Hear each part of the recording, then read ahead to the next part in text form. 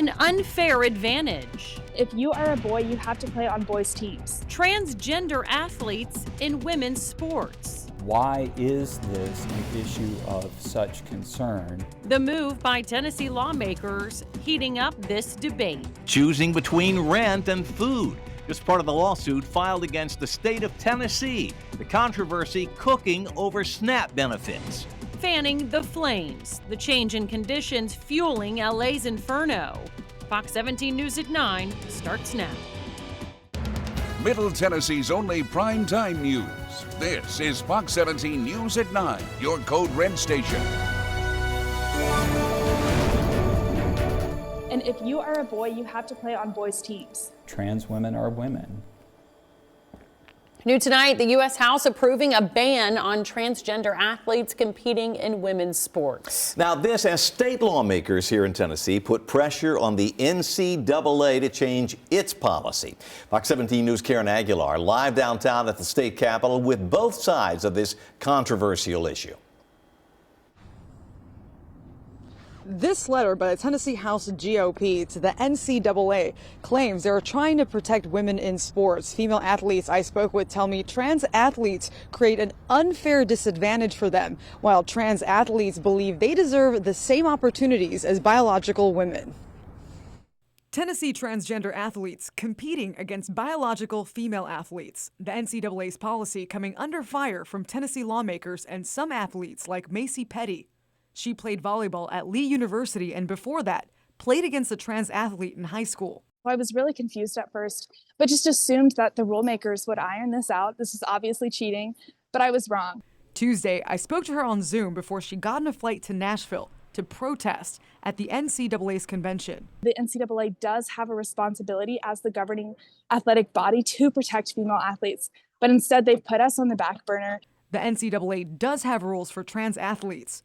The person must be on hormone therapy, proving a certain testosterone level before competing. Darren Johnson, a trans cyclist, argues this levels the playing field. I was lapped and finished 10 minutes behind the woman in front of me. When it comes to the science, experts say the data is still unclear. At least one major study had mixed results on physical performance. Johnson also raised the issue that transgender athletes are rare. Why is this an issue of such concern when the group being targeted is so disappearingly small? There are other concerns outlined in this letter sent by Tennessee GOP lawmakers to the NCAA, including risk of injury and locker room safety. We reached out to the NCAA for comment but received no response. There will be a protest tomorrow at 11 in the morning at the Gaylord Opryland Resort and Convention Center for the NCAA's convention. Reporting live in front of the Capitol, Karen Aguilar, Fox 17 News, your Code Red station. This is a talker. As always, we want to know what you think. Do you believe trans athletes should be able to compete in women's sports? 529 votes coming in. 95% of the respondents say no. 4.9% say yes. Polls live right now. If you'd like to cast your vote, just scan the QR code there on the right-hand side of your screen, or you can get to our X page the old-fashioned way. Our handle is @FoxNashville. We'll update these results for you later in the newscast. In Operation Crime and Justice, a former Metro Assistant Police Chief is now behind bars.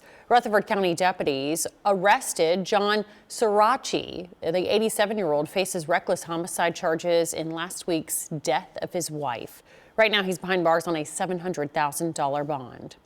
Well, Metro Police confirmed that this is the same Sirachi that served in Metro PD for 30 years. He even testified before Congress about Nashville's riots during the Civil Rights Movement.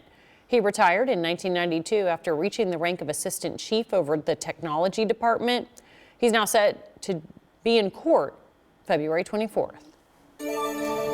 Covering the Capitol, state lawmakers began a new legislative session downtown today. As Fox 17 News' Madeline Nolan shows us, they are focusing on a wide host of issues from school vouchers to removing the state sales tax on groceries.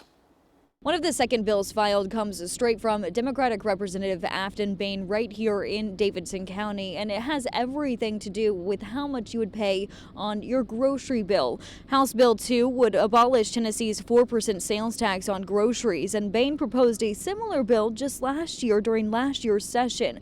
That bill was criticized by some Republican leaders, and Bain anticipates similar resistance this time, even though she believes their support for her idea. She told Fox 17 in the past that her constituents want to see the tax abolished, especially as inflation persists nationally. The revenue that tax generates could be replaced by taxing larger corporations based here in Tennessee, according to the bill. Now, on the other end of the aisle is a similar bill sponsored by Republicans and filed as House Bill 21, yet it does not include the tax on corporations.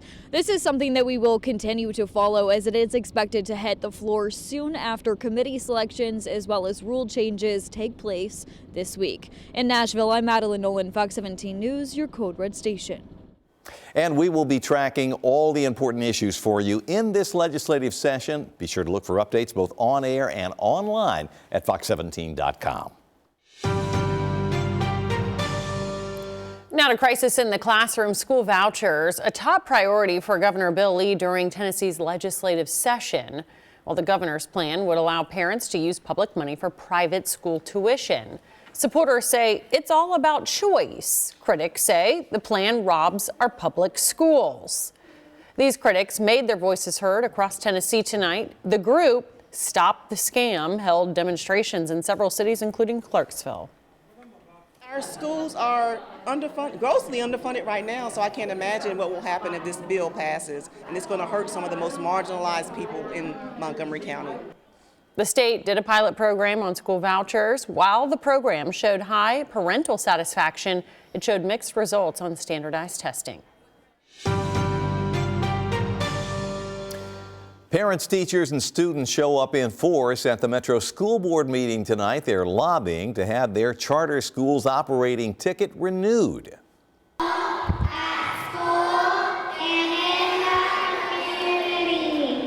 This is a group from Rocket Ship United Academy. Rocket Ship leaders say parents there very involved in their children's education. One parent we spoke with says she really likes that the school has individualized education plans for every student.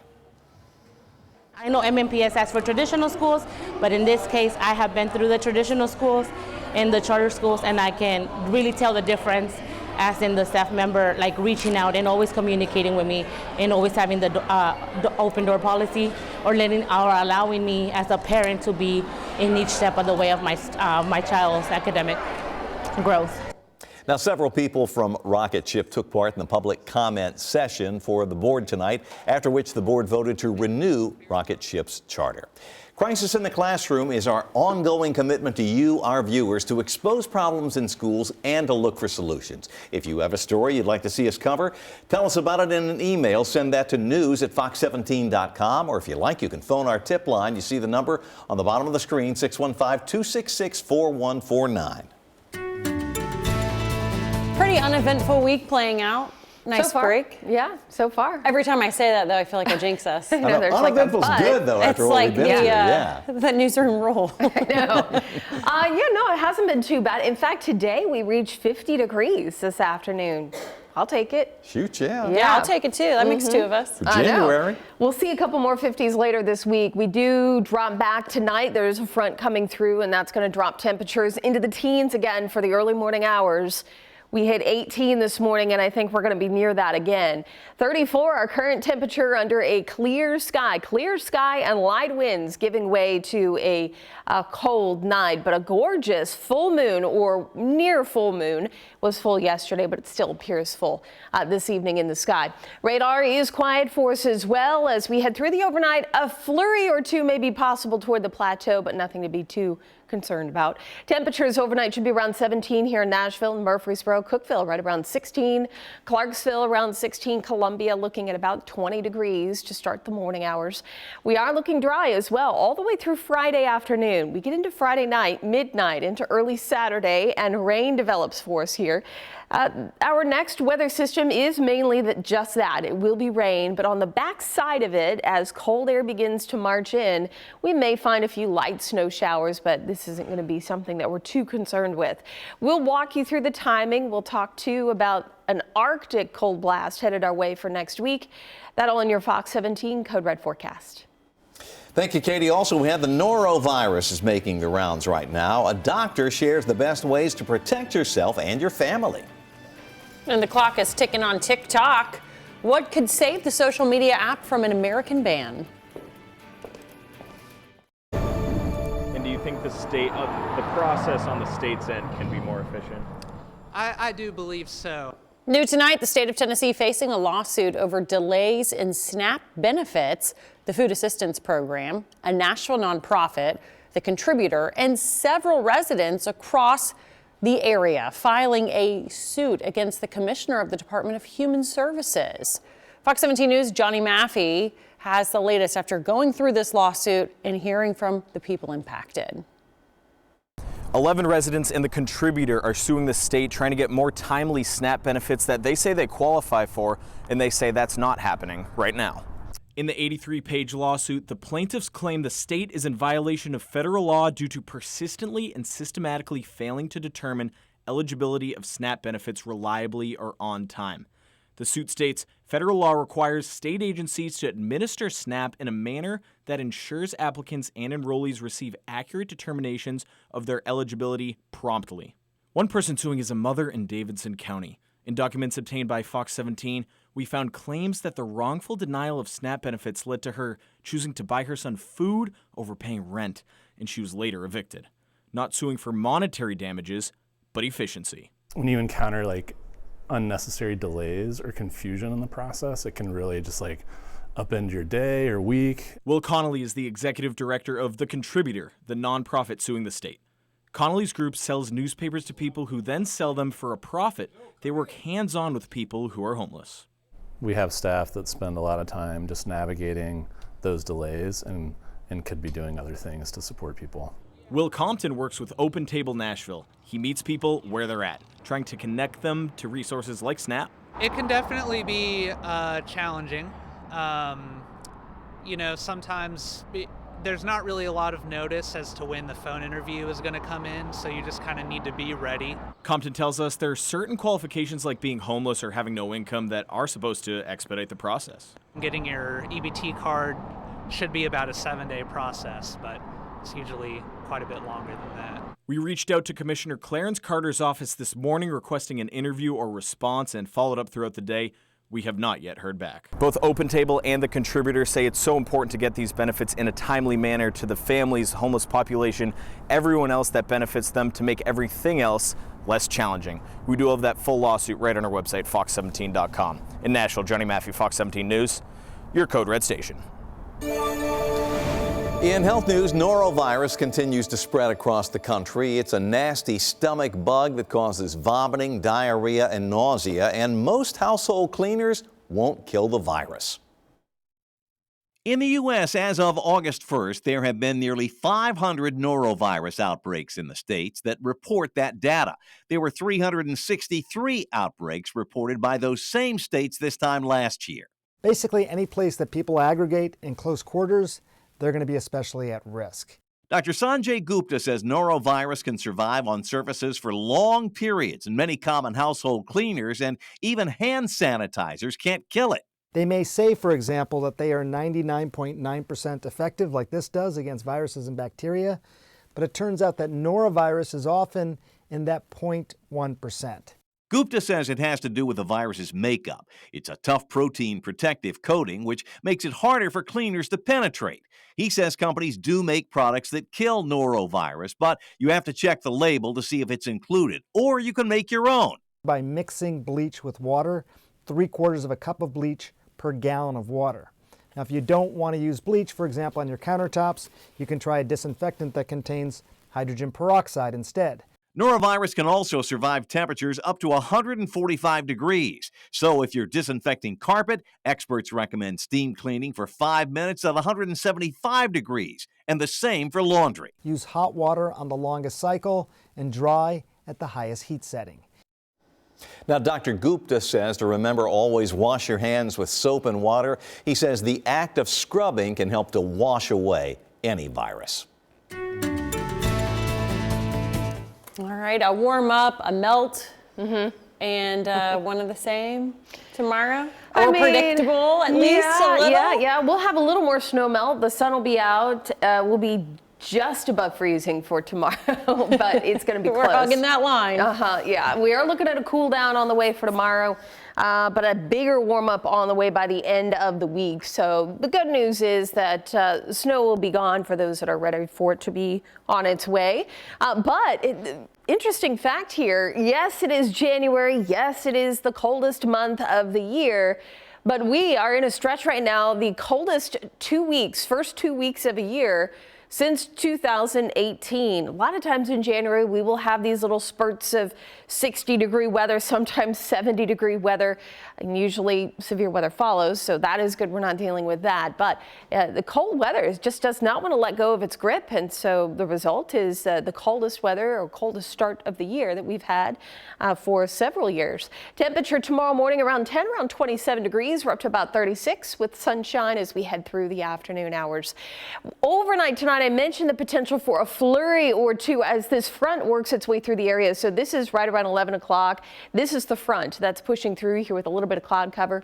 But notice that we're not going to find too much in the way of really any flurries. But nonetheless, we'll look for a few clouds as we go through Wednesday and then into Wednesday night, early Thursday morning. Not much in the way of any rain anytime soon. So Wednesday, Thursday, and Friday looking good for the car wash.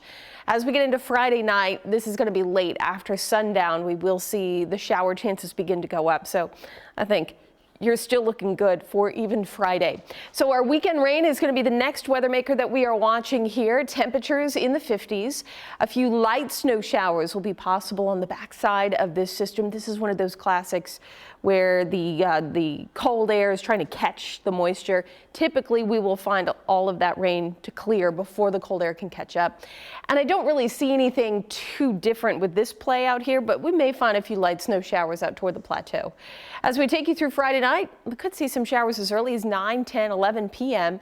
Here's midnight. Scattered rain continues. A few moderate pockets as we head closer to Saturday morning.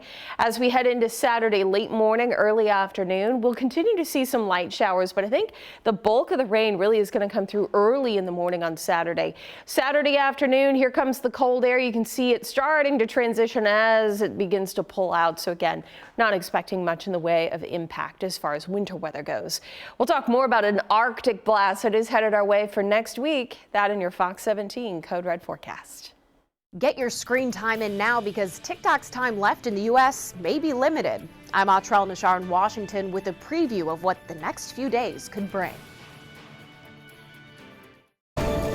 Looking ahead to tomorrow when the U.S. Supreme Court could decide the future of TikTok here in the U.S. As Fox 17 News' Atrell Nashar explains, this Sunday a law passed by Congress will ban the app unless it's sold to a U.S. company or the High Court steps in. By the way, you can vote on this issue by scanning the QR code that will appear here shortly on your screen during this story. No, it's not the end of the world, but it is the TikTokalypse. Y'all, we are so indescribably cooked. This is my income. I've built a community on here. The Supreme Court is expected to uphold a federal national security law forcing TikTok to be sold from its Chinese parent company ByteDance by January 19th. This Sunday, or be banned in the U.S. At this point, it's impossible to execute a sale by Sunday. President Biden can extend the deadline if a sale is in progress. Bloomberg reports China is considering selling the platform to Elon Musk. TikTok called the report pure fiction. We're prepared to put up as much as $20 billion. Kevin O'Leary is part of a consortium trying to purchase TikTok, but without its algorithm. It's Chinese spyware. Pretty well everybody knows that now. There's no indication ByteDance wants to sell. Some are holding out hope TikTok survives. Democratic Senator Ed Markey of Massachusetts introducing a bill to extend the sale deadline by 9 months.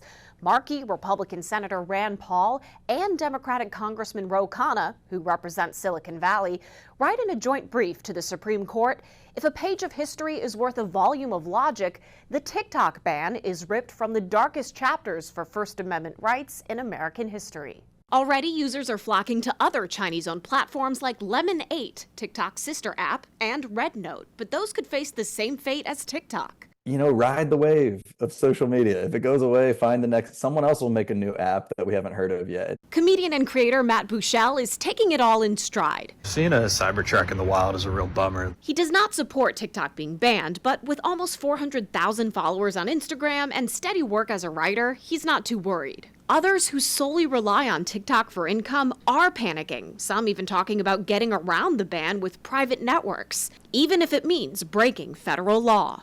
In Washington, I'm Atra Al-Nashar reporting. Well, during that story, we had a QR code linked up to this poll asking the question tonight, do you think TikTok should be banned? 51.9% of respondents saying yes, 48.1% say no. Thanks for voting.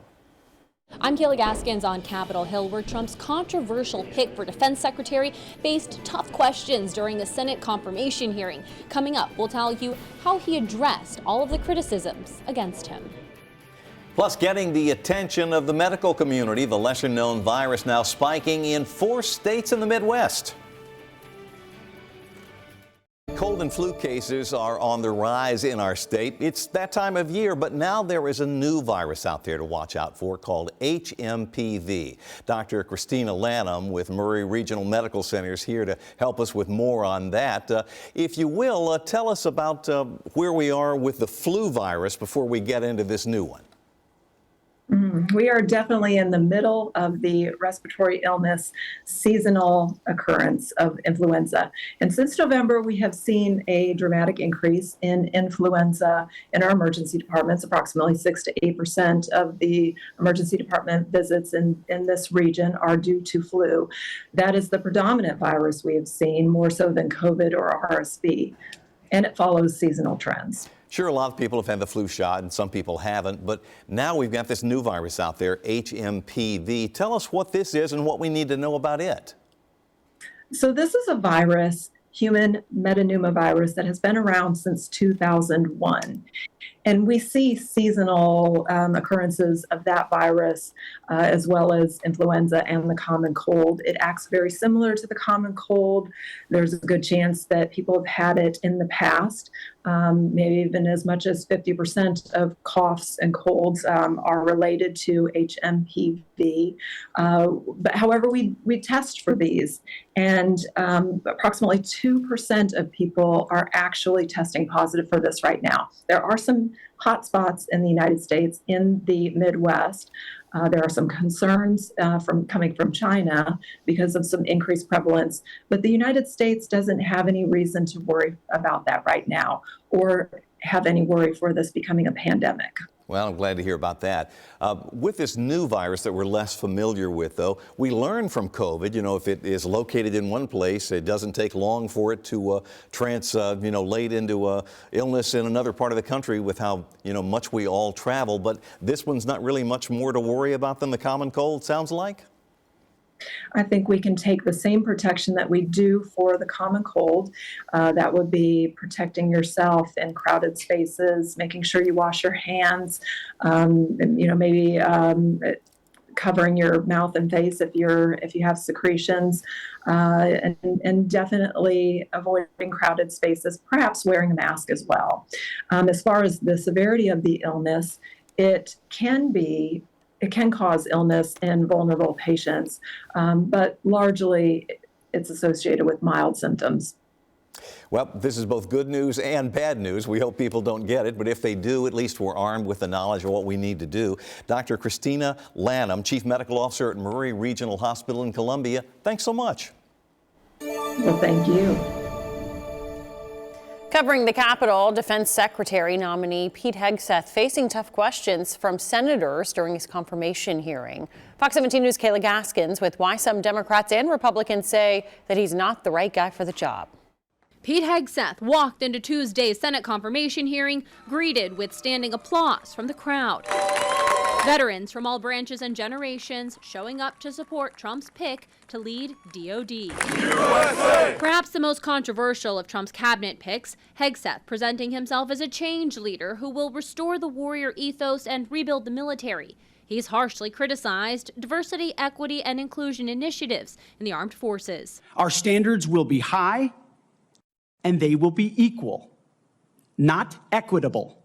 That's a very different word. Hegseth also pressed on his view women should not be allowed in combat roles, a stance he reversed during the hearing. Yes, women will have access to ground combat roles. Democrats arguing Hegseth is not qualified for the job. While he's a combat veteran who served in the National Guard in Iraq and Afghanistan, he lacks upper military leadership experience typical of traditional picks. The American people need a SecDef who's ready to lead on day one. You are not that person. It's so hypocritical. You guys aren't any more qualified to be the senator than I'm qualified to be the senator, except we're lucky enough to be here. Democrats also attacking Hegseth's character, allegations of sexual assault. I was falsely accused. It was fully investigated, and I was completely cleared. His marriages, divorces, and reports of excessive drinking. How many senators have showed up drunk to vote at night? Have any of you guys asked them to step down and resign from their job? And don't tell me you haven't seen it, because I know you have. And then how many senators do you know have got a divorce before cheating on their wives? Did you ask them to step down? So the question going forward is, did Hegseth adequately address the criticisms against him to get the votes he needs for confirmation? He can only afford to lose 3 Republican votes if every Democrat in the Senate votes against him. On Capitol Hill, I'm Kayla Gaskins. Not a bad day today as we topped off right around 50 degrees, and this evening we actually have a front coming through. Won't see very much in the way of cloud cover and nothing falling from the front here, so it will come through dry, but we'll feel it tomorrow. A good 10-degree drop at least. Live look here from downtown Springfield, and it's a pretty quiet night there. We head on over towards the Cumberland Plateau, where Cookeville is looking quiet as well. And we then head to Metro Center. Same thing. It's been pretty nice for viewing the pretty much full moon. Full moon was yesterday, the full wolf moon, by the way, of January. But as we head through the evening hours tonight, again, that clear sky will be with us.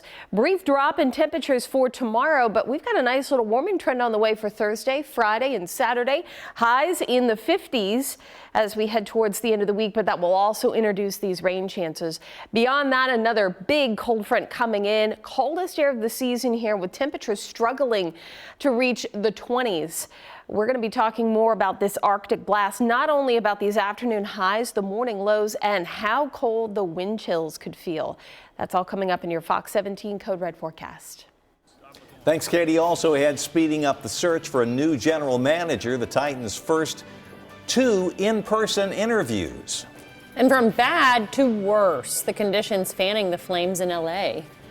And another layer of protection, the new safety tool added ahead of President-elect Trump's inauguration next week.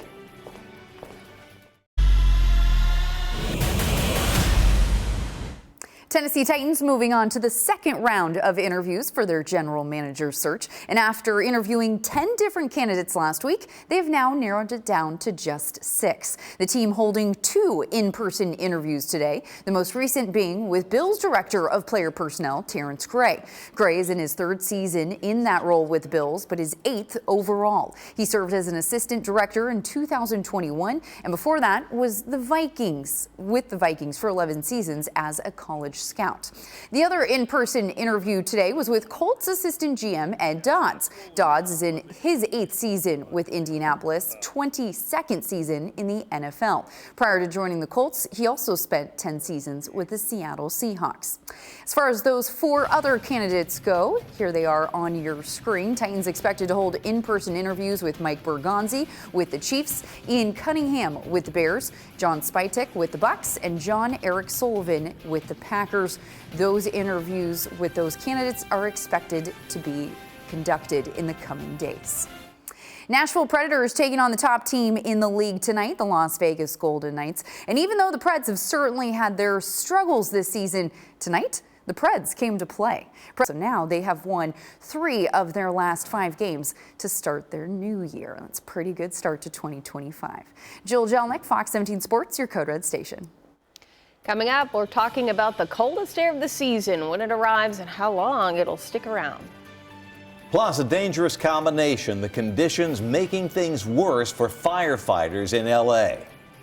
And making sure Inauguration Day goes off seamlessly, the added security measure. An update tonight on the wildfire battle in Southern California as firefighters brace for yet another challenge. More hurricane-force winds are in the forecast. The death toll right now sitting at 25. Fox News correspondent Matt Finn shows us why that number is expected to rise. Los Angeles County bracing for a second round of intense winds, 1 week after historic gusts fueled the catastrophic LA fires. Winds of 50 miles an hour and near hurricane-force gusts of 70 miles are forecasted for Tuesday. We're absolutely better prepared. Some 14,000 crews from California, 9 other states, as well as Mexico and Canada are staging on the ground and in the air. Lines of anxious people trying to get back to their homes have been forming at police barriers. But the Los Angeles County Sheriff says they're discovering human remains every day. We have people literally looking for the remains of your neighbors. Law enforcement also says some 36 people have been arrested for looting and other crimes, including this man who police say was dressed like a firefighter. An Altadena man says he's become neighborhood watch. We go out and film the car and they can see us with a license plate, and then they disappear really quickly. In the small city of Azusa, neighbors and police teamed up to stop a suspected 39-year-old transient arsonist who admitted to starting a small fire that firefighters quickly put out. LA County says it's investigating all possibilities of how the fire started, not ruling out arson or power transformers. So far, the Palisades and Eaton fires have burned an area larger than the city of San Francisco, destroying more than 12,000 structures. This was my bedroom. Marika Anderson is sorting through the rubble of her Altadena home. And I looked at our backyard and the fire, and I was like, okay, my house is burning down tonight. She says love and support is pushing her through. To be honest, I'm in shock. Thursday afternoon, it was confirmed human remains were found in a Malibu home as a result of the Palisades fire. And unfortunately, the LA County Sheriff thinks the death toll will rise. In Altadena, California, Matt Finn, Fox News. Victims and first responders out in Southern California really need our help as crews are still struggling to fight the wildfires that have broken out in LA. Our parent company, Sinclair Inc., partnering with the Salvation Army for Sinclair Cares California Wildlife Relief. So far, thanks to you, we've raised over $55,000, which will help crews deliver essential meals, fresh water, and supplies out to the hardest hit areas. If you're interested in helping out, you can scan the QR code right there on your screen or go to sinclaircares.com to donate. Well, looking ahead now to a jam-packed weekend of sports right here on Fox 17. First up, Friday night, we've got men's college basketball. Indiana takes on Ohio State. Tip-off for that game starts at 7. And then on Saturday, more men's college basketball. We've got Creighton taking on UConn at 11 a.m. Xavier versus Marquette in the early afternoon game that tips off at 1. Then on Saturday night, we've got the NFL playoffs on Fox 17. Don't miss the Washington Commanders taking on the Detroit Lions in the NFC Divisional game, which will start at 7 p.m. Rounding out the weekend, we've got women's college basketball in the lineup. Iowa State battling it out against West Virginia. That game is Sunday at noon. You can watch it right here on Fox 17. All right, back to our weather. Today was pretty nice. Sun was shining. Katie, am I greedy to ask for another one kind of like today? Well, I mean, this January, maybe a little bit, because it's just been so cold it doesn't want to let go. I could ask. Yeah, I know. It's true. We'll get a couple of warmer days, I guess, by the end of the week, but we are also looking at some rain to arrive as well. But you know what? Thursday and Friday not looking too bad. I think most of the day will be dry, at least Friday nights when those showers arrive. For tomorrow, we've got a brief cool down on the way. And again, it'll be a cold start to the morning if you want to get out and maybe do some exercise. We're at 19 to start the morning. Mainly sunny skies as we head through mid-morning. We'll be in those low 20s. Coldest day of the season coming in for next week. We're looking at the 20th.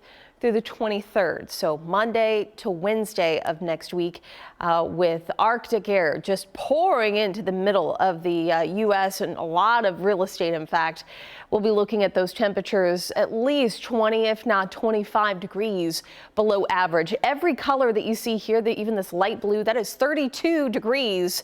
And from there, it gets colder. So we are looking at some very cold air. Could be looking at freezing conditions in Florida even. As we take a look here again, we're looking at 20s for highs. Lows will be in the low teens most likely. If not, a few single digits will be possible. And along with that, single digits for wind chills, almost a guarantee where we see that wind blowing. Let's take a look. This is our future track for wind chills, and we're going to take you through early Monday morning. These pink colors you see here it's negative territory. Unfortunately, we're looking at 0 to 5 below in some spots, possible for early Monday. As we get into the afternoon, it will feel as warm as maybe 12, 13 degrees. And then into early Tuesday morning, it'll be back into those single digits. Into Tuesday afternoon, once again, feeling like the low teens, and then low single digits possible for early Wednesday morning. So you get the idea, the coldest air of the season here. Kind of a fun fact, this coldest air almost lines up with the coldest air that we had last year, around that same time. Remember when we had the big snow as well. As a reminder, our Fox 17 Code Red weather app is a great way to stay up to date. Just scan the QR code here, and this will give you the latest update on not only temperatures, but tracking any type of weather system that may be moving in. It's free. It's a great product, really, to have in your pocket wherever you're headed. Here's a look at your Fox 17 Code Red forecast for the next 7 days. We're looking at 36 for tomorrow, 47 Thursday, and into the 50s by the end of the week. Showers moving in. That's really our big rainmaker over the next 7 days here, with a few flurries on the backside, and then that cold air pours in for Monday and Tuesday. Those overnight lows looking mighty chilly in the low teens, if not single digits. Just ahead, not on the menu, we'll tell you what's prompting the recall of some chicken and taquito products. And an added level of security, the move to make the inauguration safe.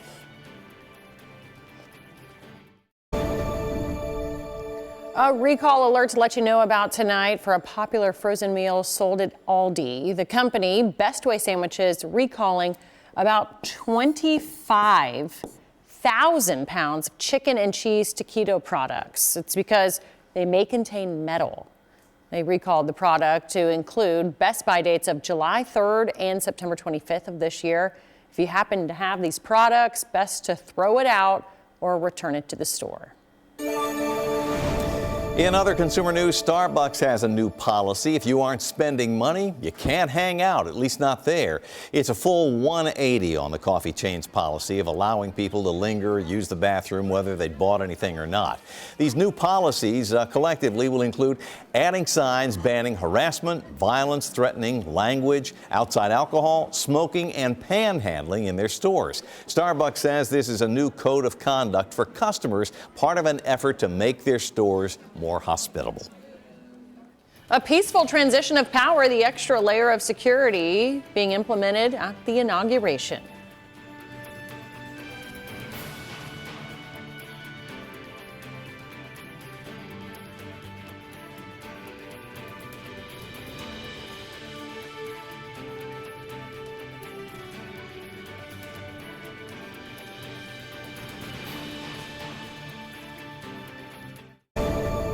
Looking ahead, with the Trump presidential inauguration just a week away, we are learning some new details about the security plans. Well, more than 30 miles of anti-scale fence is being installed. That's the most that has ever been put up for an inauguration.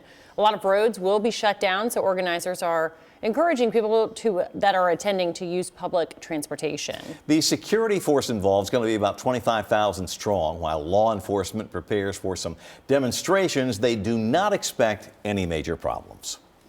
The debate over transgender athletes is front and center in Congress once again. I'm Matt Gelka in Washington, and I'll have the latest coming up. It's used in many procedures, but now making its way into women's health care. I'm Liz Bonus. Laughing gas at the doctor's office. We explain why just ahead.